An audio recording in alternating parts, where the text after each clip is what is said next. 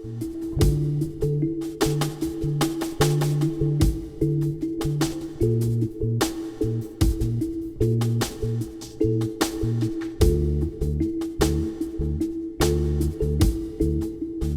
Oslofjord is in southeastern Norway.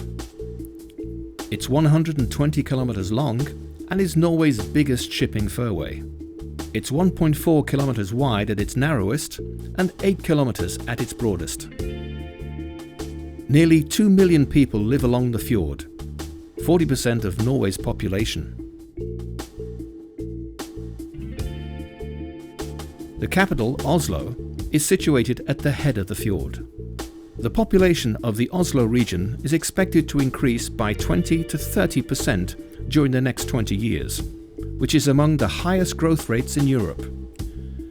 There are two ways of crossing the Oslofjord today, either by ferry between the towns of Moss and Horten, or through the Oslofjord tunnel from the town of Drøbak to the Hurumlandet Peninsula.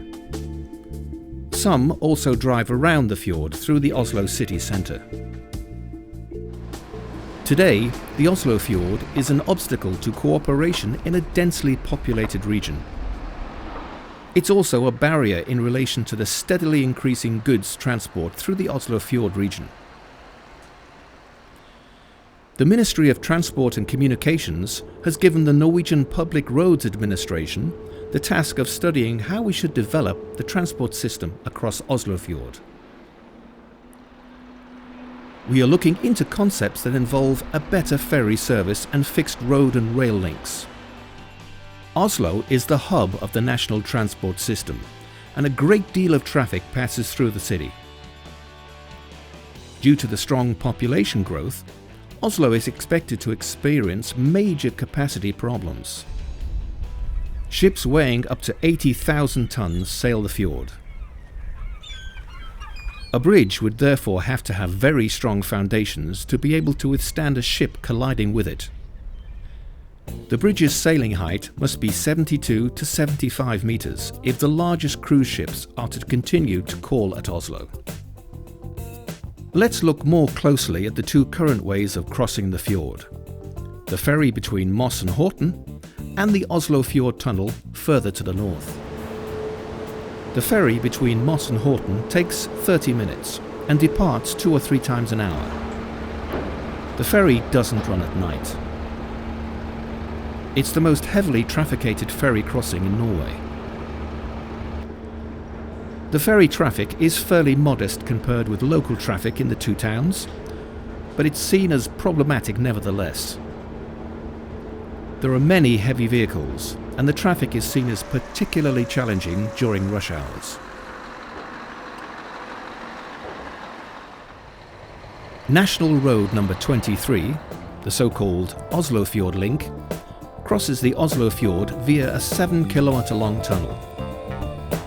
As there is two-way traffic in one tunnel, the tunnel is often closed. The tunnel is steep with a 7% incline. This results in overheating problems for heavy vehicles. The Norwegian Public Roads Administration is planning to build a new parallel tunnel with escape routes between the two tunnels to improve safety. The sea, the beaches, and the cultural landscape are important reasons why people choose to live near the Oslofjord. A crossing by bridge or tunnel will involve major encroachments on the landscape and therefore also conflicts about land use. Because of its favourable climate and its long coastline, the region has many nature areas that are worth preserving. People have lived here for a very long time and have left a rich cultural heritage that is protected by law. Agricultural land is in short supply in Norway. Only 3.5% of Norway's total landmass is cultivated, and some of the most productive areas are situated along the Oslofjord. Both the traffic through the Oslofjord tunnel and the traffic on the Moss-Horten ferry are increasingly strongly compared with average traffic growth in Norway.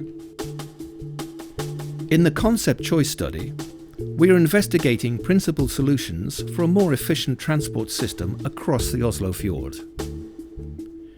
We are searching possibilities for a permanent connection in 3 main corridors: a northern, a middle, and a southern. We are looking into a crossing based on a bridge or tunnel, a road crossing alone, or a combination of road and rail. We are also considering how the ferry service can be improved. We have to take local, regional, and national interests into consideration. We also have to make sure the solution takes account of outdoor pursuits, shipping, soil protection, cultural heritage, and national environment interests. The challenging ground conditions in the Oslofjord area also affect the possibilities of building a bridge or a tunnel. By summer 2014, we will present a report on concepts for a more efficient and environmentally friendly transport over the Oslofjord to the Ministry of Transport and Communications. The government will then decide whether to continue the planning into a pre-project phase and which concept to develop further.